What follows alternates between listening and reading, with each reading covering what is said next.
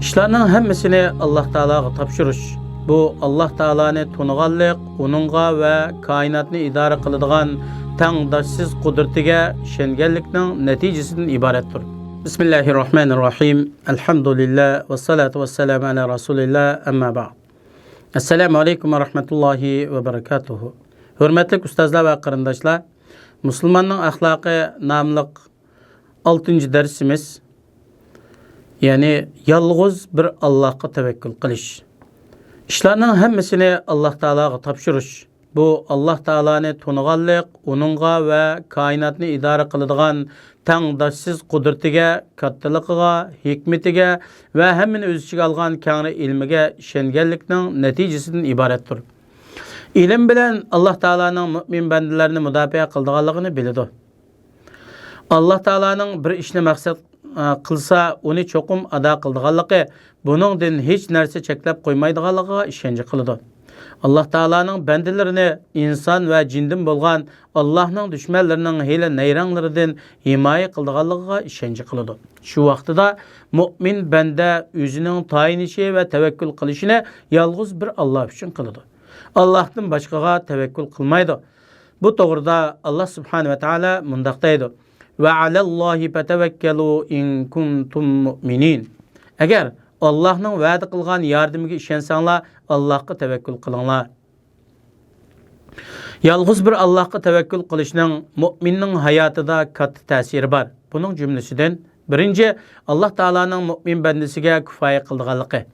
Alloh taolo mu'min bandasini inson va jinlarning askiligidan muhofazat qiladi, yomonligini u kishidan yiroq qiladi.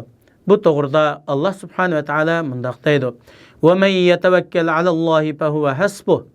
Kimki Allohga tavakkul qilsa, Alloh uningga kifoya qiladi. Alloh taologa go'zal shaklda tavakkul qilgan kishini Alloh taolo har qanday yomonlikdan saqlaydi.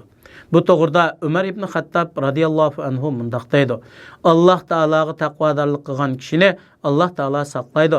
Allohga tavakkul qilgan kishiga Alloh kifoya qiladi. Allohga qarz bergan kishini Alloh yaxshi mukofotlaydi. Ne'matiga shukr etgan kishiga ne'matini ziyoda qilib beradi. Ikkinchi, mu'minning qalbi kuchlanadi. Haqiqatni oshkor qiladi. Yaxshilikqa buyuradi, yomonlikni cheklaydi. Allohning diniga da'vat qiladi. Allohning buyrug'ini turg'izadi. Alloh barisida malomat qilguvchilarning taptanisidan qo'rqmaydi. Allohning zoti to'g'risida hech kishidan aymanmaydi. Bu kishi Allohning iznisiz hech kishining o'ziga foyda ziyon yetkazolmaydiganligini biladi. Bandini ajlining va rizqining yolg'iz bir Allohning qo'lida ekanligiga ishonch qiladi. Bu to'g'rida Peygamberimiz sallallohu alayhi ve sellem mundaq degan: "Muqaddas ruh, ya'ni Jibril alayhisalom menga hech bir jon dunyodagi rizqi va ajlini bitirmay vafot bo'lmaydi. Allohga taqvodorlik qilinglar, talabni chiroyli qilinglar. Sizlarga keladigan rizqning kechikib qilishi sizlarni Alloh taologa osiylik qilishga turtki bo'lmasin.